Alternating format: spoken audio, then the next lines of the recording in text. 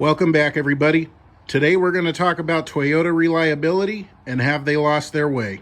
So to be honest, I used to work for a Toyota dealership from 2010 to about 2014, and I remember hearing that then too. But the thing is, now you have Toyotas from that time that have 200,000 to 300,000 miles on them. Basically, whenever your car needs any kind of work, it's easy to get mad and say, oh, well, the old Toyotas. But it's like every car is going to need help at some point, regardless of what it is. This is my 2022 Toyota Tacoma. Just checking fluids and stuff like that before work. Everything seems to look good. I'm going to have to nip that in the bud because I don't like corrosion, but otherwise, it all looks good. Also, how you take care of your vehicle has a lot to do with it too. If you're lax on maintenance and always feel the need to drive like you're at the Sacramento Raceway, then your car's going to break down sooner and break down more often. Now, I have heard, and maybe this feeds into it too, people who don't know much about cars, no disrespect intended, but I have heard people say, oh yeah, I bought my 95 Toyota Camry, my 95 Honda Accord, brand new. It's got 250,000 miles on it, and the only thing I've ever done to it is brakes and oil changes. And it's like, your car's got 250,000 miles, and the only thing you've ever done is brakes and oil changes?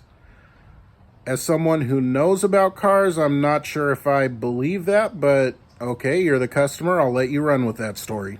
Not too long ago, my Highlander threw up a P0302 code. I was getting on the freeway, I had no power, the engine light starts flashing, I pull to the side of the road, engine light shuts off.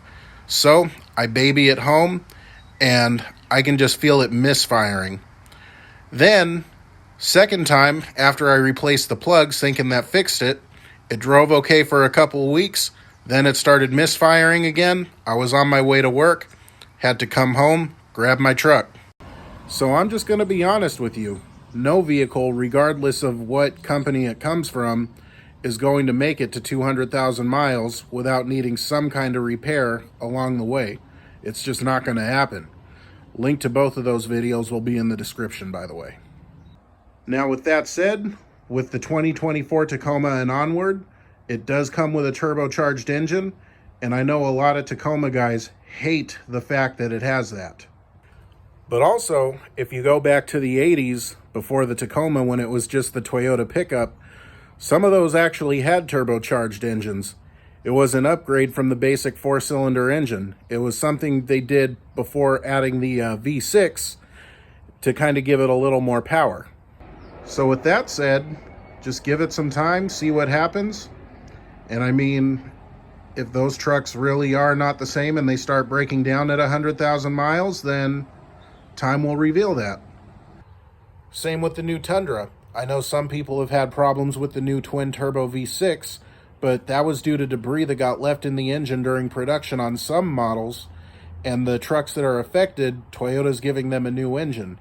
So as an owner, I can see not being 100% happy with it, but at least Toyota's trying to be proactive and do something about it. So has Toyota lost their way, and are they cutting corners on their new vehicles? Well, time will tell. Like everything else, time will tell. But I'm just telling you it's something I've been hearing for over a decade now, and there are Toyotas from the time I was there that have 200,000 miles, 300,000 miles now. So, plus, some people are just not happy when their car needs work, so there is that too.